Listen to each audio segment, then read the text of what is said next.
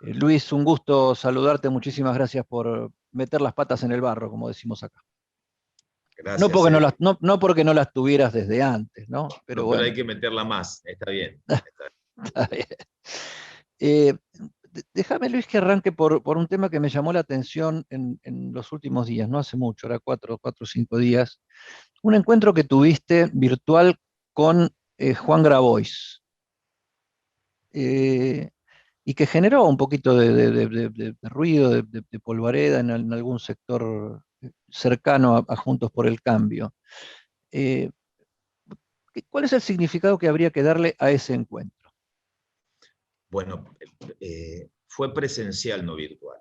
Primera. Ajá, bien, ahí, primera corrección, eso está bueno. Fue un encuentro presencial. Y me parece que, a ver, quizás genera mucho ruido, eh, porque parecería ser que en la Argentina eh, los extremos o estas posiciones que se presentan como irreductibles, de alguna manera imposibilitan desde la política poder encontrar canales de diálogo en situaciones realmente de crisis. Si vos me preguntás, bueno, ¿por qué me reuní no solamente por la cuestión formosa, sino por la cuestión social. A algunos les puede o no gustar Grabois como personaje, pero representa un colectivo. Y representa un colectivo más que importante en la Argentina que tiene que ver con una enorme deuda de la propia democracia, que es la profundización de los niveles de exclusión y pobreza que tenemos en el país. Entonces, a ver, Eddie, cuando yo miro los informes de la UCA, el último informe del Observatorio Social de la UCA, y el 27% de los trabajadores, sea formales o informales, no pueden salir de la situación de pobreza.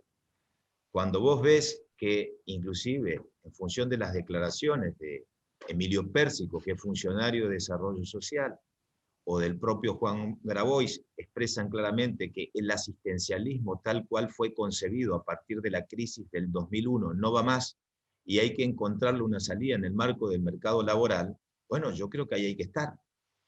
y hay que acompañar. Ahora, si genera ruido para dentro del espacio, me parece una mirada muy mezquina. Juntos por el Cambio es una fuerza que hoy tiene su rol de oposición, pero tiene que tener muy claro que para gobernar la Argentina hay que generar vínculos fundamentalmente con todos los sectores. Y uno no puede estar ajeno, si no te quedás con esta historia de los dobles discursos permanentes. Todos somos muy Ujú. buenos para convocar al diálogo, para tratar de generar un gran acuerdo social en el país, pero nadie da el primer paso y así estamos, ¿no? Es la historia del estancamiento Ujú. perpetuo en función del cortoplacismo. Sí, porque los actores terminan siendo los concretos, los que están y no lo que nos gustaría teóricamente que estén. Ahora, con Grabois se da una particularidad, porque él es un opositor poco ortodoxo, diría, un oficialista poco ortodoxo, eh, pero a la vez alguien muy crítico con Gildo Infran, el gobernador de Formosa, ¿no? Entonces también podría hacerse la lectura de que, a ver, un poco los enemigos de mis enemigos son mis amigos. Y también hay una elección por ese lado en la conversación y en la, entre comillas, la foto con Grabois. No, porque mira, si a mí mañana, a ver, tengo la posibilidad de hablar con Emilio Pérsico, que representa el movimiento Evita, yo te diría que tiene una presencia territorial muy fuerte en la provincia de Formosa, lo voy a hacer sin ningún inconveniente. El encuentro con Graboy fue por un vínculo de un amigo, me pasó su número, le envié un mensaje, me respondió el mensaje y nos encontramos. Y lógicamente que la cuestión central tenía que ver con Formosa, es cierto, porque no te olvides que en el marco del confinamiento estricto, nosotros tenemos, a ver, es la única provincia del país que durante 8 meses no registró ningún caso y el sector gastronómico no pudo trabajar, prácticamente todas las libertades fueron cercenadas. Y si vos tenés un dirigente que tenga la capacidad de escuchar y de colaborar para descomprimir, perfecto. Pero fundamentalmente, independientemente del tema Formosa, es la cuestión social. Me parece a mí que no se dimensiona que esto es una olla a presión. Hay mucha especulación mirando a noviembre, mirando al 2023, pero nadie dimensiona que la olla a presión golpea a todos y que todos tenemos una cuota de responsabilidad en la situación social de la Argentina. Todos los que gobernamos en los últimos años en Argentina tenemos una enorme responsabilidad de la situación social. Y nadie quiere asumirse ni hacerse cargo de la cuota que le toca. Ujú. Ahora, algunos, esto parece tener un amplio sentido interno del propio Juntos por el Cambio, o sea, algunos que no se hacen cargo de la cuota que les toca, podés estar hablando de algunos oficialistas de este momento. Yo escucho discursos de dirigentes opositores, incluso radicales, como Mario Negri, cuestionando la situación como si lo primero que le hubiera pasado a la Argentina fuera la pandemia, ¿no? Eh, hay un problema bárbaro en la dirigencia política en general con la autocrítica, ¿no? O sea, parece que esta manera de hacer las cosas necesita gente que sea ganadora todo el tiempo, y después los resultados nos dicen que no somos ganadores todo el tiempo, ¿no? No sé cómo ves esto y cómo se expresa esto internamente en Juntos por el Cambio, porque creo que no se está viendo públicamente el nivel de las discusiones y de los intercambios de pareceres que hay dentro de la coalición hoy por hoy. A ver, primero, creo que hay un problema bárbaro en la Argentina con responsabilizar al pasado reciente. ¿Sí? Entonces, es una situación, yo te diría que es una zona de confort de la política. El kirchnerismo responsabilizó a Cambiemos, eh, se da la irrupción del Frente de Todos y parecería ser que, bueno, el triunfo es una especie de cheque en blanco y tengo derecho a repetir o reeditar los errores del pasado y allá vamos. Si Cambiemos cree que va a alcanzar únicamente con decir, ¿vieron que Alberto y compañía fueron peores? Tampoco sirve. Entonces, la autocrítica tiene que partir de la base que, a ver, nosotros perdimos las elecciones porque cometimos errores y la gente nos hizo sentir en las urnas, y los errores tienen que ver con la política económica. A ver, desde lo institucional, fue, creo yo, un giro de 180 grados en materia de lo que se recuperó el federalismo en la Argentina, el federalismo fiscal, fundamentalmente en la apertura al mundo, en la vinculación con el mundo, pero bueno, han existido errores económicos. Entonces, a mí me parece que nosotros tenemos que construir una base fundamentalmente, no solamente republicana, sino que apuntale al emprendedurismo, al mundo del trabajo, que genere previsibilidad. Bueno, si nosotros vamos a caer en el facilismo de responsabilizar a este frente por lo que es y por lo que fue, y no construir una visión de futuro, estamos en problemas. Yo creo que en el espacio, bueno, la riqueza por ahí de Juntos por el Cambio, para mí, Eddie, tiene que ver con los distintos sectores que lo componen. Es decir, viene Miguel Pichetto con un sector del peronismo, con su mirada, Carrió con su mirada, el radicalismo con sus matices y el PRO. Ahora, la diferencia está en que nosotros cumplimos una primera etapa que fue, a ver, materia aprobada en el 2015 para recuperar la alternancia. Bueno, no se aprobó. Se desaprobó en materia económica, por eso están los resultados. Ahora, lo potente del esquema del 2015 al presente, hoy tenés un esquema de bicoaliciones que generan previsibilidad para la gobernanza en la Argentina. Pero nuestro desafío es no quedarnos atados a lo que significó en el discurso viejo, de lo que Ujú. supuestamente has hecho bien, y no darte cuenta que tenés que dar un salto de calidad. Entonces, también es importante un service profundo, un service como los vehículos profundo para Juntos por el Cambio. Juntos por el Cambio también tiene que redefinirse hacia dónde quiere apuntar. Entonces, Para Juntos por el Cambio o para todo el esquema, Luis, porque me pongo el ejemplo chileno, ¿no? Que tuvo una experiencia de bicoalicionismo muy fuerte, que eso el anteaño pasado voló por el aire, la pandemia lo frenó un poco, pero bueno, tienen que derivar en una reforma constitucional, o sea, es el sistema político el que está tratando de dar una respuesta, porque ahí no ganó nadie, digamos, o sea, perdieron todos. Y vos decías al principio que notabas una irresponsabilidad, por lo menos en una parte de la dirigencia, que no ve la necesidad de hablar transversalmente con todos los que se pueda, porque la situación es muy tensa y muy complicada.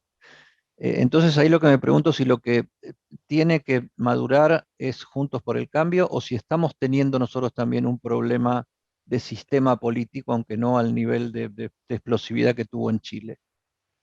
A ver, nosotros tenemos un problema del sistema político y hay que tener cuidado con lo de Chile porque es para mirarlo con mucha atención. Es decir, yo pretendo que Juntos por el Cambio trate de tener un mínimo de sentido de responsabilidad, eh, hasta si se quiere discursiva, porque también hay tensiones que tienen que ver con los que apuestan a los extremos. Y todos los que apuntan a los extremos te alejan de los acuerdos. Y eso va para el oficialismo, en el frente que gobierna la Argentina, y para Juntos por el Cambio. Entonces, si vos, para mí, el puntapié inicial de un acuerdo en la Argentina tiene que ver, y por eso la importancia para mí de la reunión con Grabois, es con una mirada social. Este, Ujú.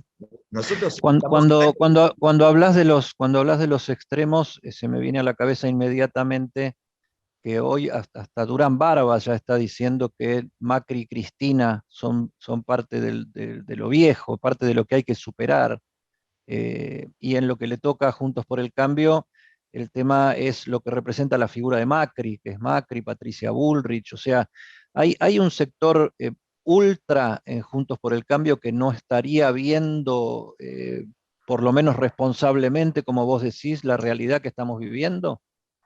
A ver, yo creo que hay sectores ultras que están convencidos que quizás el camino justamente sea de la diferenciación permanente, y no visibilizan, y también va para el oficialismo, y que es mayor la responsabilidad del oficialismo. Por eso esto creo que tiene que ver con el sistema, en eso coincido.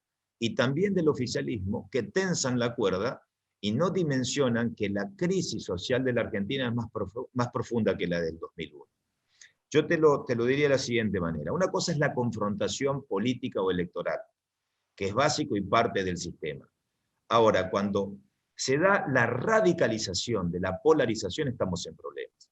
Y en la Argentina en los últimos años estamos radicalizando las polarizaciones. Entonces, no hay entendimiento, no hay madurez, pero me parece a mí que hay. Esto es un caldo de cultivo, no solamente para nuevos emergentes, que a mí no me preocupa. Es un caldo de cultivo donde, bueno, puede venir, digamos, una reacción social muy preocupante si la política no tiene la capacidad de anticiparse. Entonces creo que a la política en la Argentina, al sistema político argentino, le falta previsibilidad para la capacidad de anticiparse a lo que se sabe, lo que se puede venir. Y para evitar lo que se puede venir, que es un cimbronazo enorme desde lo social, que fue muy impactante para mí, lo que pasó hace unas semanas, la movilización del PC, marchando hacia el Ministerio de Desarrollo Social en una especie de marcha del silencio. Si uno no tiene la capacidad de darse cuenta de lo que está pasando por abajo, en el AMBA, por ejemplo, que parece que es un nuevo distrito y a todos les preocupa que el 30% en un relevamiento de un monitoreo metropolitano, el 30% de la gente que fue encuestada expresó que alguna vez le faltó un plato de comida. Eh, Vos tenés una realidad social que todos los días te genera pérdida de poder adquisitivo y te aleja de la credibilidad que debe tener la política. Entonces, a mí me parece que Ujú. esa tensión hay que trabajar para, bueno, yo trabajo para que este pensamiento, en el espacio de Juntos por el Cambio, es decir, que exista una correlación entre el decir y el hacer.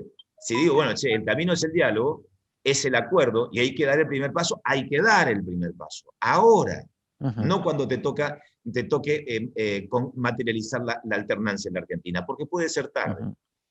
Ujú. Luis, y está, a ver, curada la autoestima del radicalismo dentro de Juntos por el Cambio, porque fue una de las cosas que quedó, aparte de lo económico, que vos planteabas como la pata débil de Macri presidente, eh, ahí quedó una sensación de deudas hacia adentro desde el punto de vista político, ¿no? O sea, el radicalismo, o buena parte del radicalismo se sintió, a ver, muy ninguneada durante la gestión Macri. ¿Está curada la autoestima de los radicales para incidir? Porque estas cosas que vos planteás son muy radicales del radicalismo tradicional, ¿no? Diálogo, consenso, política. eh, Sí, está curada. Mira, es muy buena pregunta. Yo creo que, a ver, el partido jugó un rol central en la gobernabilidad de los 4 años de Cambiemos. Y yo creo que en el marco de una coalición, primero hay que acordarse, nosotros competimos, perdimos. Ernesto Sanz fue nuestro candidato y ganó Macri en una primaria, le ganó a Elisa Carrió y a Ernesto. Lo que creo es que nosotros tuvimos en el marco de la coalición mucha responsabilidad en acompañar la conducción del país, porque nos marcó a fuego la experiencia con el FREPASO en el 2001, donde cuando el PJ tradicional es oposición, el PJ es un partido de poder, está asociado al poder. Entonces, cuando gobierna expresiones no peronistas la Argentina, hay que tener mucha cohesión en la conducción. Y creo que ahí aportamos, más que autoestima, yo te diría que fue sentido de responsabilidad, porque la crisis del 2001 nos marcó muy fuerte. Ahora, de aquí en adelante, yo no puedo responsabilizar al PRO si el PRO hoy tiene candidatos competitivos, porque eso tiene que ver con la falta de definición de los que pretenden. El querer ser es muy importante en política. Entonces, nosotros tenemos candidatos muy potentes si realmente se decide, pero tienen que ponerse la camiseta en serio. Hay que ponerse la camiseta para presidir la. Ujú. Antes de ir a los candidatos, ¿te duele que el único Alfonsín que queda haciendo política hoy sea embajador del oficialismo en España? No, es una decisión personal de Ricardo. Yo creo que, eh, a ver, la decisión de Ricardo no puede manchar lo que significó Alfonsín, que está más allá del propio partido. Creo que quedó atrapado en una lógica que hoy no funciona, en esta historia muy marcado por el sesgo de quizás Macri, que representa una élite sin darse cuenta que los desafíos de la Argentina son otros.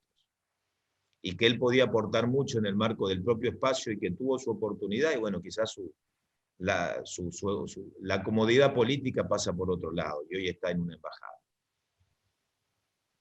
Ujú. Vos me decías que hay muchos candidatos en el radicalismo. A ver, por un lado, en el PRO hay interna dentro del PRO, ¿no? Hoy está de moda los halcones y las palomas. Eh, Vos decís que hay muchos candidatos, pero lo que tienen que hacer es ponerse la pilcha de candidatos en el radicalismo. Ahora, están yendo a buscar un candidato que no está en la estructura del radicalismo, que es Facundo Manes, ¿no? Quien quiero mucho, lo respeto mucho, y alguna vez me habrá medicado y todo, mira, si nos ponemos a contar infidencias. Este, pero ¿cómo es esto de que habiendo candidatos, el candidato, por aparte Facundo lo que tiene es, no, yo no sé si un proyecto político terminado, más o menos, pero por lo menos tiene un discurso que encaja en un plan a futuro para la Argentina basado en el conocimiento, la educación, etcétera, etcétera, la ciencia? Eh, ¿Cómo es esto? Tengo candidatos, pero dame manes. No, Dame Manes, a ver, primero creo que es un activo para la política en Argentina. Facundo siempre fue radical, y no te olvides que hace unos años atrás estuvo ahí de jugar en provincia de Buenos Aires. Entonces creo que tiene que ver con una decisión personal, pero también porque hay un colectivo que está muy firme en la cancha. Este partido, después de lo que se generó en la provincia de Buenos Aires, en una interna en pandemia, con una participación, yo creo que, bueno, hay jugadores que tienen ganas de salir y jugar muy fuerte. Entonces lo de Facundo realmente primero es una cuestión de pertenencia, y en segundo lugar es un fuerte compromiso, y también yo te diría, más que una apuesta del radicalismo, creo que es una apuesta a favor de la Argentina. que tipos como Facundo Manes, que tienen un proyecto definido, yo coincido, en el mundo del conocimiento, de la educación, en el mundo productivo, tiene una propia visión, me parece que es un gran aporte. Es un gran aporte que hace en este caso el partido al espacio de Juntos por el Cambio. Y como haciendo honor al programa, no se cambia si no pones los pies en el barro. Ujú. No, Hay que pelear en el barro. el concepto de Facundo de que, a ver, el Ministerio de Educación es parte del Ministerio de Economía del país que él piensa, me parece que es una idea que pocas veces se ha planteado, por lo menos hace décadas y décadas que no se plantea, desde la generación del 80 que no se plantea una cosa así. Que después hay que ver cómo se aplica, qué quiere decir en el fondo, quién lo hace, si es posible, etcétera, etcétera, etcétera. Pero me parece por lo menos que es de algún modo rupturista, novedoso, y más allá de las personas. Lo ves presidente a Facundo Manes? Sí, es presidencial. Sí, es presidencial. Ujú. En esta Argentina tan indómita. Sí, porque en esta Argentina tan indómita también hay un punto de inflexión que tiene que ver con la madurez del propio sistema que vos lo planteabas. Y a mí me parece que, es decir, yo trabajo y apuesto a eso. Yo creo que independientemente de la imprevisibilidad, lo indómito de la Argentina también es un gran desafío. Y Facundo Manes es presidenciable y también me parece a mí, es la irrupción de emergentes con ideas innovadoras que en este momento son muy oportunas, muy necesarias para el país. Para tender puentes hay que tener también amplitud en la mirada, no hay que estar en los extremos. Ujú. Antes hablábamos del ruido que generó tu encuentro con Grabois, que yo arranqué por ahí porque me pareció el verdaderamente significativo, por lo menos de una intención o de querer mostrar esa intención, porque viste cómo son, las palabras se las lleva el viento, las fotos quedan impresas y tienen un mensaje en sí mismo. Uno de los que saltó, tal vez el que saltó más fuerte, no es exactamente de Juntos por el Cambio, pero de alguna manera quiere serlo porque está proponiendo una paso abierta, amplia, que es José Luis Espert, que salió, no sé, a tildarte poco menos que de socio del demonio o alguna cosa así por las propuestas que tiene Grabois en cuanto al tema de la propiedad de la tierra y etcétera, etcétera. Eh, ¿Cuán amplia debería ser la, la paso en Juntos por el Cambio? Mira, tiene que ver con la realidad de cada distrito. Esta es una elección donde definís, no es un distrito único, definís diputados nacionales y senadores. Entonces, los frentes tienen su condimento local. Por ejemplo, Mendoza. Vos podés definir a la provincia de perfil conservador, gobierna radicalismo, pero en ese frente de Mendoza también está Libres del Sur, en el frente que gobierna Mendoza. Entonces, quizás lo que pueda representar Esper pueda ser que en el distrito, en provincia de Buenos Aires, puede ser competitivo en el marco del esquema de coaliciones que se pueda construir en provincia de Buenos Aires. Y en otras provincias, como en el NEA-NOA, seguramente los espacios de coalición tienen que ver con sectores del peronismo disidente. Entonces, al ser una elección de distrito, yo creo que Juntos por el Cambio tiene que tener primero la capacidad de respetar las decisiones y las realidades de cada distrito y Ujú, consolidar para amalgamar masa crítica. Después, en el 2021, bueno, se verá los escenarios potenciales de gran paso. Independientemente de las diferencias con Esper, uno tiene que administrar la Argentina real. Vos tenés que hacerte cargo de la Argentina real. Y no te puedes hacer cargo de la Argentina real tirando por la ventana a los sectores que están excluidos y marginales. Podemos discutir ujú, mucho, pero la cuestión social tiene que ser una prioridad. Y si hoy hay un punto, creo yo, que yo coincido, con esta idea que la definió Grabois, que el asistencialismo actual es esta especie de desfile en los bancos para cobrar algún plan, es una especie de colaboración de las damas de caridad, yo coincido con esa mirada. Entonces, si hay un punto de coincidencia que algo no va más y podés construir algo hacia el mundo del trabajo, lo tenemos que hacer. Bueno, habrá ujú. diferencias, claro está. De eso se trata. Los acuerdos son entre distintos, no entre iguales. Por eso son acuerdos en política. Ahora, el radicalismo que por lo menos el que vos sentís que expresás, está más cerca de Grabois que de Espert. Ni de Grabois ni de Esper. El radicalismo que yo represento es un radicalismo que está en un pensamiento de centro con una visión progresista, por lo menos lo que yo siento, el que siento y el que me formé a partir del 83, cuando me marcó Raúl Alfonsín. Ujú. A ver, uno desea que se convierta en una moda esto de la amplitud, el diálogo, el consenso, el proyecto de país, la posibilidad de ensayar lo que nunca ensayamos, ¿no? O sea, porque siempre pensamos el largo plazo como con un paso previo casi obligado de ser hegemónicos o de haber aplastado al adversario para poder encarar un proceso largo, y eso nos llevó a vivir fragmentados durante tantísimo tiempo. Uno se levanta hoy a la mañana y lo escucha a Fernán Quirós diciendo, sí, Cristina Kirchner tiene razón, no hay que politizar el tema de las vacunas ni el tema de la pandemia porque es gravísimo, confunde a la gente, genera mensajes distintos, como haber visto lo que yo llamaba el triunvirato el año pasado, hace un año atrás, de Alberto Fernández con Rodríguez Larreta, con Kicillof y todos los gobernadores en pantallas o presencialmente detrás, cosa que tranquilizó a la población y demostró para mí que eh, ante temas concretos es posible ponerse de acuerdo para guiarnos en base a propuestas concretas que llevan conversaciones, discusiones, etcétera, etcétera. Eh, ¿Por qué dejó de existir ese equilibrio más allá de que haya elecciones este año? Pues yo creo que el tema de las elecciones termina siendo el gran condicionante de los políticos para desenvolverse en la práctica real. Termina Sí, siendo más un problema que un beneficio de la democracia. es un tema a discutir a fondo, las elecciones en medio término en la Argentina. Porque eso tiene que ver con, a ver, cuando tenés elecciones cada 2 años, es un problema, porque hay una mirada cortoplacista. Cuando vos tenés una mirada cortoplacista, el mediano y largo plazo lo dejás para los discursos. Es decir, hoy, por ejemplo, nosotros aprobamos un presupuesto para tratar de ordenar determinados aspectos macroeconómicos, para acordar con el fondo, y bueno, y también ese presupuesto lo tirás o lo dejás a un costado con una visión electoral.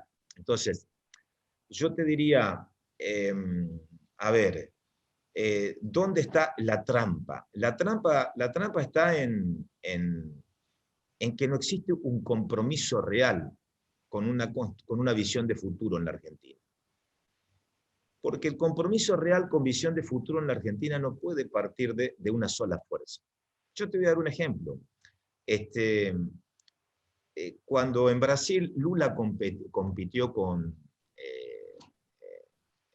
Cardoso, bueno, una de las cuestiones que generaba la irrupción del triunfo potencial de Lula tenía que ver con los acuerdos en materia de deuda, con materia de los mercados, es decir, si Brasil podía ser previsible para el mundo. Y fue Enrique Cardoso el que lo planteó con Lula y celebraron un acuerdo ratificando que los compromisos deben ser cumplidos. Y eso fue un punto de inflexión también, no hace muchos años en Brasil. Y hoy esto en la Argentina es impensada, es decir, no te olvides que venimos de una Argentina donde hasta resultó ofensivo y no se cumplió con el traspaso del poder presidencial en un momento dado. Entonces, si vos te anclás en la Argentina de el permanente vamos a volver, sea al frente de todos o juntos por el cambio, aferrados a la nostalgia, o de un pensamiento republicano, o de un pensamiento supuestamente nacional y popular, y vos lo que mirás como resultados en el medio son mayores niveles de exclusión y de pobreza, no, cambiá, algo no funciona. Entonces, visión de futuro requiere de compromiso del sistema político. Y a mí me parece, fíjate vos, es mucho más fuerte el trabajo y el reconocimiento, independientemente de no compartir otras cosas, de los movimientos sociales, de que la política pueda converger a un entendimiento en materia previsional, quizás para dejar atrás por lo menos el piso de indigencia. ¿Pero por qué? Porque tienen territorio, porque conocen la realidad. Y la política hoy discute otra cosa. Hoy está discutiendo posicionamientos para noviembre y no una salida de transición pensando en la construcción de algo distinto y un acuerdo de cara al 2023 y hacia adelante. Nadie piensa en la pospandemia, porque estamos transitando la pandemia. Otros países sí, nosotros transitamos la pandemia. Entonces, eso te demuestra no la fragilidad del sistema, sino la mediocridad de la dirigencia, que no tiene la capacidad de comprometerse en serio para encontrar una salida consensuada en 2 o 3 denominadores básicos que requiere el país. Bueno, y esa lógica vos la tenés que cambiar. Bueno, yo pretendo cambiar esa lógica desde Juntos por el Cambio. Desde Juntos por el Cambio. Que los extremos no condicionen la mirada de Juntos por el Cambio. Vos señalabas el ejemplo de Brasil en la transición anterior, y resulta que hoy Fernando Henrique y Lula vuelven a estar juntos, Sí. ensayando otra vez tal vez un camino común. Aunque bueno, la política es impredecible, pero eso parece ser lo que insinúa y lo que tienen ganas. Eh, Tratando de abstraernos de la coyuntura y de la realidad y sin pretender copiar nada, porque acá no se resuelve nada copiando a nadie, porque aparte nadie ha hecho las cosas. Mirá cómo ha funcionado la pandemia en todo el mundo, y los que estaban bárbaros en un momento se cayeron después, y el que era el campeón terminó saliendo cola. O sea, no hubo un modelo para esto. Pero yo digo, esta cosa de Fernando Enrique Cardoso y Lula juntos otra vez, ¿a vos qué te genera? ¿Algún entusiasmo? No sé. Sí, yo creo que es una oxigenación de la política. Me parece a mí que es una respuesta política acorde a los tiempos. En Brasil es una respuesta política acorde a los tiempos. Y yo creo que el país, si vos me decís, bueno, ¿qué podés hacer? A ver, si yo lo puedo traer a la realidad de la Argentina hoy, me parece que así como fue muy esperanzador para la sociedad las primeras fotos de Kicillof, Larreta, gobernadores y el presidente en el arranque de la pandemia, bueno, yo creo que lo que te hace falta es, después de las elecciones, una foto real que nos pueda conducir a una Argentina medianamente previsible, con enormes dificultades, pero con previsibilidad política. Yo creo que O eso. sea, vos crees que si no se abre paso esta agenda post pandemia, estamos en problemas serios, Serios, muy serios. incluso de gobernabilidad. Incluso de gobernabilidad. Yo creo que vamos a estar mal, no de gobernabilidad, porque en las peores crisis el Parlamento funcionó de manera muy aceitada, pero yo creo que estamos, a ver, hay que decir las cosas como son. La Argentina es un país hiperpresidencialista, por eso también tiene que ver el por qué nosotros acompañamos como acompañamos al expresidente Macri. Y hoy tenés una fuerza que te conduce donde, bueno, con prudencia, porque creo que ha sido bastante prudente, pero el liderazgo pasa por la vicepresidenta de la República. Entonces, de alguna manera, la falta de decisiones contundentes o las marchas y contramarchas generan un proceso de devaluación de la palabra presidencial, que no es bueno, porque estamos en situaciones de crisis, no es bueno. Entonces, me parece a mí que en función de esta realidad política, hay que tratar de construir mayor previsibilidad y encontrar o tender puentes para encontrar acuerdos mínimos para la Argentina que se tiene que construir de acá en adelante. Ya no pasa, no es un problema electoral el de la Argentina.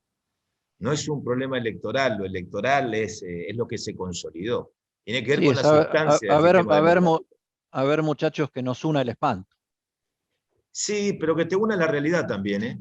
Ojo, porque cuando una crisis de estas características te puede golpear y no tenés la capacidad de anticiparte, es un escenario, te repito, es un escenario mucho más grave que el 2001.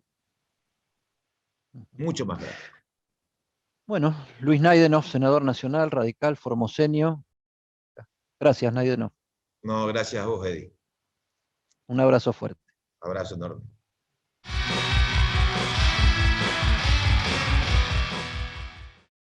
Ahora con cuenta DNI podés enviar y recibir dinero directamente con tus contactos de teléfono. Así de simple. Cuenta DNI. Banco Provincia. No dejemos de cuidarnos. Usemos siempre tapaboca. Mantengamos distancia.